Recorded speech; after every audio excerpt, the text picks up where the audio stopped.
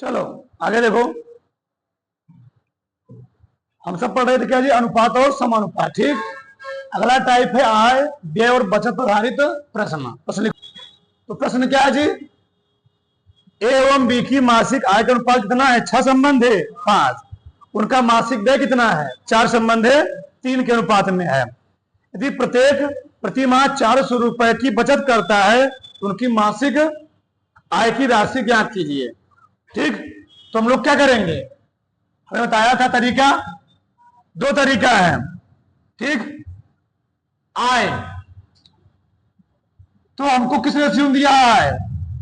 आय दिया है 6 संबंध है 5, और व्यय किस रेशियो में दिया है? व्यय दिया है 4 संबंध है 3। सही है ना? अगर हम आय में से व्यय घटाते तो मिलता क्या हमको? बचत। आय में से व्यय घटाएंगे क्या मिलेगा हमको? बचत। भैया 6 में से 4, पहले 6 आया था, व्यय कर दिए 4 रुपए, बचा कितना? 2 रुपए।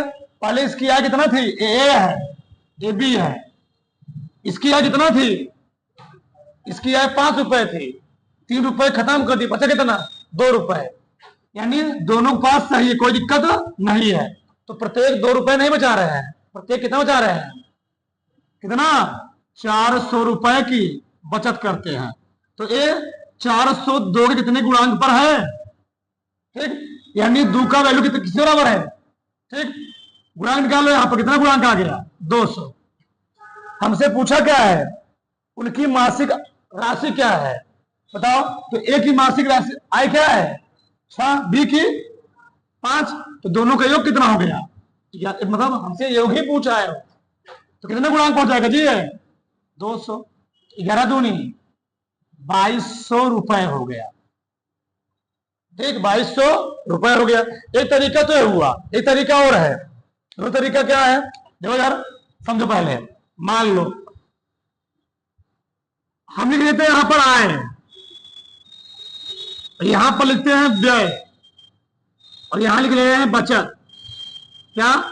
बचत। सही है? तो ए की बताओ, उनके आय का रेशियो क्या है? 6 संबंध है 5। उनके व्यय रेशियो क्या है? 4 संबंध है 3। दोनों कितना बचा रहे हैं? 400। 400 बचाया, 400 ए बचाया। सही है? घटा दो, हमने बोला था क्रॉस मल्टीप्लाई कर लो। ये सेकेंड विधि है, ये है सेकेंड विधि। ठीक, ये था फर्स्ट विधि।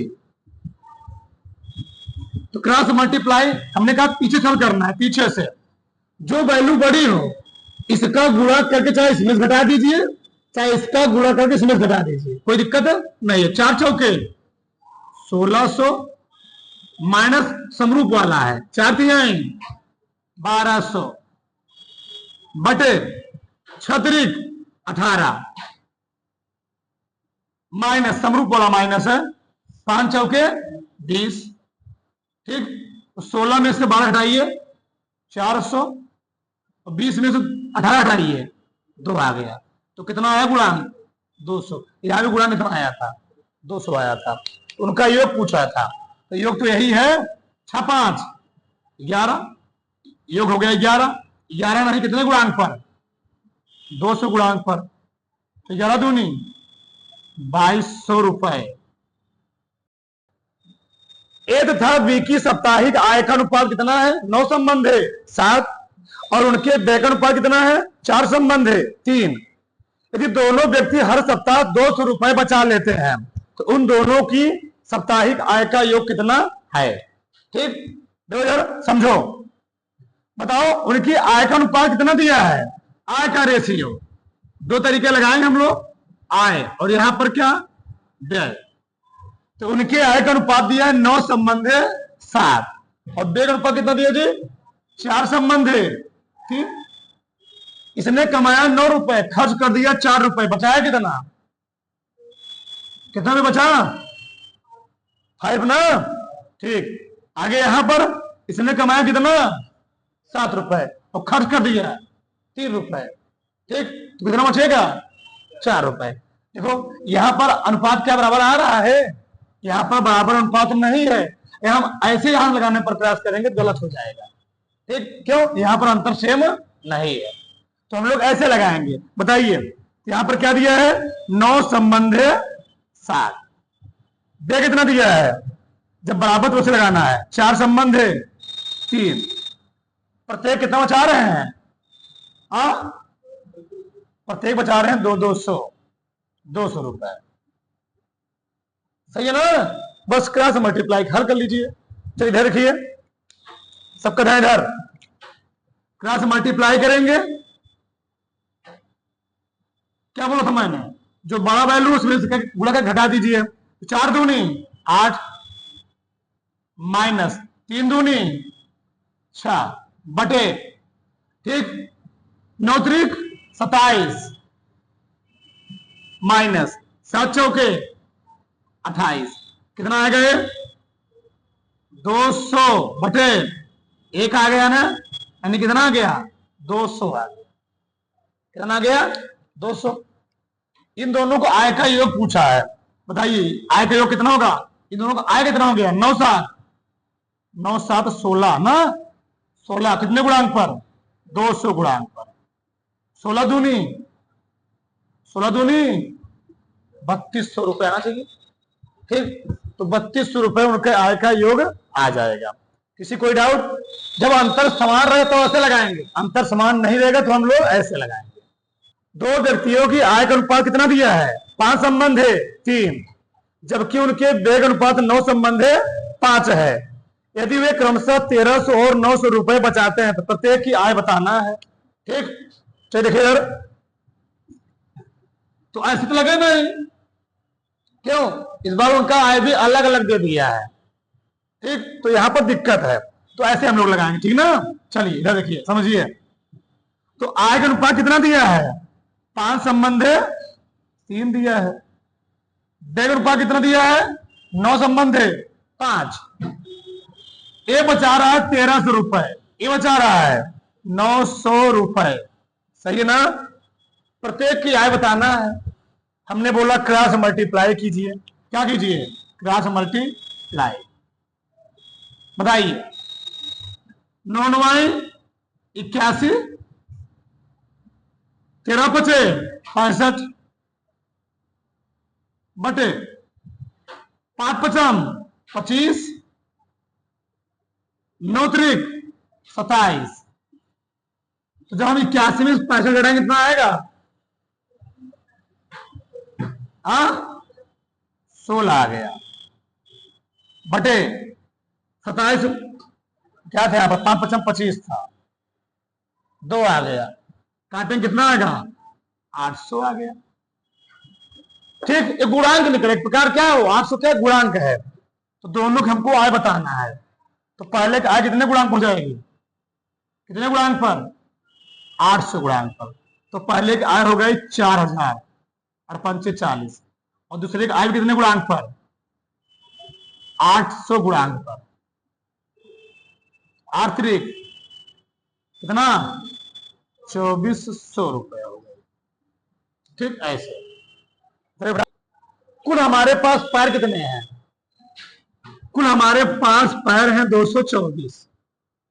हमारे पास जो जानवर है वो है बतख, और क्या है? बकरी। बहुत ध्यान सुनना। अगर सिरों की संख्या 77 है, अगर सिरों की संख्या 77 है, अगर मान ले रहे हैं सिर 77 है, अगर मान लो सिर जो बतख के है, वो सिर बतख के है, तो कुल कितना पैर हो जाएगा? एक बतख के 2 पैर। अगर 77 सिर बतख के हैं तो कुल कितना पैर हो जाएगा? 214, 214 15। और मान लिया मैंने वो जो 77 सिर है, वो 77 सिर किसके हो गए हैं? बकरी के। तो एक बकरी के 4 पैर होते हैं, हम पैर लिख रहे हैं ना, एक बकरी के 4 पैर, तो कुल कितने पैर हो जाएंगे? 7 चौके 28 की 8, 28 2 30, घटा दो। ठीक है वाला, सही है ना? चलो घटाओ। 308 में से 300 कितना आएगा? 224 घटाएंगे, 4 आ गया। ठीक, 8 आ गया ना जी। 84 84 आ जाएगा। सही है ना। 24 में से 154 कितना आ गया? 70 आ गया। इसको काट दो। ठीक, 14 84 14 बचे 70। सही है ना। हाँ, अब आगे देखो, यानी बत्तख की संख्या कितनी हो गई? 6, बकरी की 5, तो कुल कितने हो गए? 11। 11 नहीं है, कितने सिर हैं? इस सिर निकल रहा है, 77 सिर है। कितने गुणांक पर? 7 गुणांक पर। हमसे पूछा किसकी अंक था? बकरी। कितने गुणांक पर? 7 गुणांक। 7 पचे 35 बकरी आ जाएगा। अब बतख पूछ रहे थे, बतख निकल रहा था। भैया के पास कुछ गाय और मुर्गे हैं ना जी। यदि कुल सिरों की संख्या कितनी है? 48, और पैर कितने हैं? 140, तो उनके पास कितने मुर्गे हैं? चलो देखो यार, समझो। ठीक, कुछ गाय नहीं है, हम दो तरीके बता दे रहे हैं। ट्रिक से बताएं, डायरेक्ट ट्रिक से देखो। चलो, ट्रिक में बस पकड़ना है पैर। बताओ टोटल कितने पैर हैं? टोटल पैर है 140। उसके पास है क्या? गाय और मुर्गे। गाय और मुर्गे। ठीक, बताओ, अगर कुल सिर 48 है, अगर वह सिर में मान ले रहा हूं गाय का है, तो गाय के कई पैर होता है? 4 पैर। तो 48 गुणे 4, 4 है 32 की, 2 हासिल 3, 4 चौके 16, 3 19, हो जाएगा 192 पैर। अगर 48 सिर है, वह सिर हो जाए मुर्गा का, तो मुर्गा कई पैर होता है? 2 पैर। तो कुल कई पैर हो जाएगा? 48 दूनी 96। ठीक, घटाओ, घटाने पे कितना आने वाला है चेक करो। चलो, ठीक, तो 140 में से 6 घटाएंगे, जो वैल्यू पड़े उसमें घटाना देंगे। तो 140 में 6 घटाइए, कितना आएगा? हाँ, 44 आ गया। चलो, ये कितना आ गया? कितना? 52 आ गया। ठीक, चलो कटेगा, 4 से काटिए इसको। यहां आ गया 11, अब यहां क्या आएगा? यहां गया 13, 6 चौके 52। मतलब गाय की संख्या कितनी है रेशियो में? 11, मुर्गे की 13। वो कितने होंगे? वो कितने हुए? कुल हो गए 24। 24, 24 नहीं सिर, चाहे गाय को चाहे मुर्गा, सिरे हुआ ना एक प्रकार से। कितने सिर हैं? 48। कितने गुणांक पर? 2 गुणांक। पूछा क्या था? मुर्गे गाय पूछा था। मुर्गे कितने गुणांक पर? 2 गुणांक पर। 13 दूनी 26। ऐश्वर्या के पास कुछ मुर्गी था, क्या है? भेड़ है। यदि दोनों के कुल पैर कितने हैं? 100 है, तथा दोनों के सिरों कुल संख्या कितनी है? 38, तो मुर्गी था भेड़ों की संख्या का अनुपात क्या है? चलो देखो यार, मुर्गी और भेड़ है, मुर्गी और भेड़ है। सही है ना। बताओ, मुर्गी कई पैर होता है? मुर्गी होता है 2 पैर। अगर वह पैर किसके हैं? ठीक, कुल सिर हमारे पास है 38। अगर मैं वो 38 सिर इसके पास है, 38 सिर इसके पास है, तो अगर हम बात कर रहे हैं मुर्गी के, तो मुर्गी कई पैर होता है? 2 पैर। तो कुल कई पैर हो जाएगा? 38 दूनी 76। भेड़ के सिर 38 है, संख्या तो वही है। अगर मैं मान ले रहा हूं जो टोटल पैर है भेड़ के, एक भेड़ कई पैर होते हैं? एक भेड़ के 4 पैर, तो कुल कितने पैर देंगे भेड़ के? 4 32 की 2 ना हासिल 3, 4 3 12 3 15। लेकिन हमारे पास एक्चुअल में कुल कितने पैर हैं? एक्चुअल हमारे पास है 100 पैर। घटा लीजिए। ठीक, 152 में 100 घट कितना आएगा? 52 आ जाएगा। 76 में से 100 घटाओ, 100 में 76 कितना आएगा? 24। 24 आ गया। ठीक, कटेगा, किसे कटेगा? 4 से। 13 आ गया, 6 आ गया। ठीक, 13 6 19। 19 सिर नहीं है, कितने सिर हैं? 38 सिर है। ठीक, कितने गुणांक पर? 2 गुणांक पर। कितने गुणांक पर? 2 गुणांक पर। बताओ तो किसका पूछा था? अच्छा, रेशियो पूछा हुआ है, रेशियो रेशियो। ठीक ठीक, तो कोई बात नहीं। संख्या पूछता तो निकला था 6 दूनी 12। ठीक, रेशियो पूछा हुआ है तो तेरा संबंध है। अच्छा, बस हमको ये बताना था। ठीक, चलो फटाक से आगे सवाल लिखिए। सिक्के पर आधारित प्रश्न। ठीक, फटाफट से लिखिए।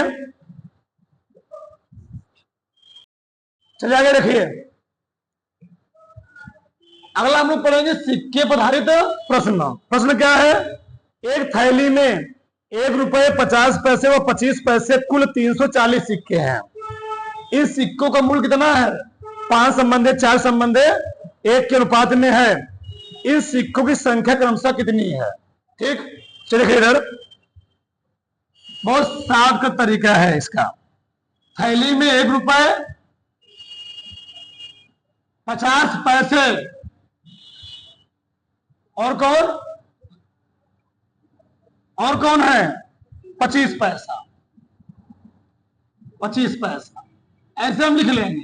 ठीक, अब इनका हमको सिक्कों का मूल्य दिया गया है। सिक्कों का मूल्य, सिक्कों का मूल्य हमें दिया है। ठीक, 5 4 1 और हमको दिया है सिक्कों की कुल संख्या 340। बहुत ध्यान से दीजिए, हमको मूल्य दिया गया है और सिक्कों की कुल संख्या 340 दी गई है। तो हमको भी यहां संख्या निकालना पड़ेगा। क्या निकालना पड़ेगा? संख्या, सिक्कों की संख्या निकालना पड़ेगा। सिक्कों की संख्या निकालिए ध्यान से। 1 रुपए में 1 रुपए का सिक्का होगा, एक सिक्का होगा, एक ही सिक्का होगा ना। ठीक, अगर हम बात करें 50 पैसे के, 1 रुपए में 50 पैसे कई सिक्के होंगे? 2 सिक्के होंगे। 1 रुपए में 50 पैसे 2 सिक्के होंगे। 1 रुपए में 25 पैसे कई सिक्के होंगे? 4 सिक्के होंगे। हम सिक्के लिख रहे हैं, सिक्कों की संख्या। बस ये 1 रुपए में 1 रुपये ये रुपये में चेंज किया तो चेंज होगा नहीं, सही है। अब गुणा कर लो, डायरेक्ट संख्या निकल आएगी। सामने सामने गुणा करना है। 5 का नाम 5, 4 दूनी 8, 4 का नाम 4, यानी 1 रुपए की सिक्कों की संख्या हो गई 5, 50 पैसे की 8, 25 पैसे की 4, तो कुल कितने सिक्के हो गए? कुल सिक्के हो गए हमारे पास 8 5 13 4 17 सिक्के। 17 नहीं है, कितने हैं? 300। कितने गुणांक पर? 30 गुणांक पर। तो सभी वैल्यू कितने गुणांक पर जाएगी? सभी वैल्यू 20 गुणांक पर। 20 20 20 20 पंचे 100। सिक्का सिक्का निकल 1000 रहे। 20 अट्ठे 160, 20 चौके 80। तो 1 रुपए के 100 सिक्के होंगे। 50 पैसे के 160 सिक्के होंगे। 25 पैसे के 80 सिक्के होंगे। ठीक है, तो ए मैटर है। एक बॉक्स में 1 रुपए 50 पैसे 25 पैसे के 280 सिक्के हैं। ठीक है, प्रत्येक प्रकार के सिक्के का मूल्य कितना है? 8 संबंधे 4 संबंधे 3 के अनुपात में है। तो 50 पैसे की सिक्कों की संख्या बताएगी। ठीक, चलो देखो यार, समझो ध्यान से। मूल्य किसने स्वयं दिया है? 8 4 3। मूल्य दिया 8 4 3। सही गलत है? सही है। अब बताओ 1 रुपया में कई सिक्का होगा? 1 रुपए का एक ही सिक्का। 1 रुपए में 50 पैसे कई सिक्का? 2 सिक्का। 1 रुपए में 25 पैसे कई सिक्का? 4 सिक्का। सही है, बस सामने सामने गुणा कर लीजिए। 8 का नाम 8, 4 दूनी 8, 4 तिहाई 12। काट नहीं सकते हम यहीं पर पहले ही। चलो काट दो इसको। 4 दूनी 8, 4 दूनी 8, 4 तिहाई 12। ठीक, बताओ सिक्कों की कुल संख्या कितनी आई? 2 2 4 4 3 7 7 नहीं थी, 280 थी। कितने गुणांक पर? 40 गुणांक पर। किसका पूछा था? किसका पूछा हुआ था? 50 पैसे सिक्कों की संख्या। 50 पैसा यहां पर है, कई सिक्के होंगे? 80 सिक्के। तो 50 पैसे के 80 सिक्के हो जाएंगे। इसी को एक बक्से में 1 रुपये 50 पैसे 25 पैसे सिक्के 4 संबंधित 3 संबंधित 8 के अनुपात में हैं। यदि बक्से की कीमत 150 रुपए हो तो रुपए के कितने सिक्के हैं? अब तो सवाल का पैटर्न अलग है। अभी तक हमको क्या दे रहा था? सिक्कों की संख्या दे रहा था। अब क्या दिया है? मूल्य दे दिया है। अब पैटर्न चेंज हो गया। ठीक, चलो देखो जरा। 1 रुपया है, 50 पैसा है, और कौन है? 25 पैसा है। सही है? हाँ, सिक्कों का अनुपात, सिक्कों का अनुपात हमें दिया गया है। लिख लो पहले यही, सिक्कों का अनुपात, सिक्कों का अनुपात हमें क्या दिया है? 4 3 8, 4 3 8। ठीक, कीमत दिया है। अभी तो हमको संख्या दे रहा था। क्या दे रहा था? संख्या। ठीक, प्रॉब्लम क्या है? सबको कीमत में चेंज करेंगे। पैसा में दिया सबको रुपया में चेंज करो, पैसा में दिया रुपया में चेंज करो। ठीक, रुपयों में मूल्य निकालना। क्या निकालना है? मूल्य। चलो, अभी तो संख्या लिख रहे थे। ये तो 1 रुपया भैया, तो ये तो रुपये में तो कोई दिक्कत नहीं है। 50 पैसे रुपया में चेंज करो। क्या लिखो? 50 बटे 100, 1 बटे 2 आएगा। सही है ना? 25 पैसे रुपया में चेंज करो, 25 बटे 100, 1 बटे 4 आ गया। ठीक, तो 3 तरीके हैं। डायरेक्ट भी हम गुणा कर सकते हैं। ठीक, समझे हमारी बात? डायरेक्ट भी गुणा करेंगे। कैसे? 4 का नाम 4, अरे समझो भैया, 4 गुणे 1, 3 गुणे 1 बटे 2, 8 गुणे 1 बटे 4। तो 1.5 आ गया यहां पर। 4 दूनी 8 आ गया। 4 का नाम 4, यहां 1.5 आ जाएगा। यहां क्या आएगा? 2 आएगा। तो कुल कितना हो गया है? 4 2 6, 7.5। 7.5 रुपया नहीं है उसके पास। कितना है? 150 है। 150, तो 150 में 7.5 से भाग दीजिए, 20 आएगा। कितना आएगा? 20 तो आएगा। ठीक, सही है। किसका पूछा था? किसके सिक्के? रुपए के। तो रुपए कितने सिक्के हो जाएंगे? अरे भैया, अगर रुपये का मूल्य है 4 रुपया, ठीक, कितने गुणांक पर है? 80, तो 20 के 80, तो मूल्य निकला। क्या निकला? 80 रुपया निकला ना जी, रुपया निकला। तो 80 रुपए में वही सिक्का हो गया। चाहे सिक्का को चाहे क्या कहो, रुपया कहो, रुपये बोला है भैया। 80 रुपया चाहे कहो, चाहे 80 सिक्का रुपया वाला है। तो कोई एक संदूक में 1 रुपये 50 पैसे 25 पैसे के सिक्के 2 संबंधित 3 संबंधित 4, 2 3 4 अनुपात में है। यदि सिक्कों का कुल मूल्य कितना है? 180 रुपए। तो हमको इसका मूल्य निकालना पड़ेगा। 1 50 पैसे रुपये में चेंज करो, क्या आएगा? 1 बटे 2, इसको भी चेंज करो, 1 बटे 4। ठीक, गुणा कर लो। 2 गुणे 1, 3 गुणे 1 बटे 2, 4 गुणे 4, 2 का नाम 2, कितना आएगा? 1.5। कर फिर क्या? कितना जी? 4.5। 4.5 नहीं है, 45 चौका है, 180, 40 आ जाएगा। ठीक, ये बताओ कितने गुणांक पर हो गए? किसकी संख्या सबसे ज्यादा होगी? 50 पर ना? क्या पूछा है? 1 मिनट, तो किस प्रकार के सिक्कों की संख्या सबसे अधिक होगी? सिक्के किसी ज्यादा होंगे हमेशा। तो भाई अगर इसके सिक्के लोगे, ये मूल्य वर्ग निकलेगा, 40 दूनी 80 सिक्का आएगा। इसका निकालोगे तो 40 डेढ़ कितना होता है? 60 होता है ना? ना जी, 60 गुणे क्या करोगे? 2 करोगे, 60 दूनी 120 सिक्का आएगा। इसमें करोगे तो तुम बताओ, 40 का नाम 40 रुपया निकला कि भाई रुपया था, ये रुपया निकला, रुपया 40 रुपए भैया। तो 1 रुपया में 25 पैसे का सिक्का होता है, 4 सिक्का। तो 40 रुपए में कई सिक्का होगा? हाँ कितना? 160 सिक्का। ज्यादा किसका होगा? 25 पैसे। ठीक, 12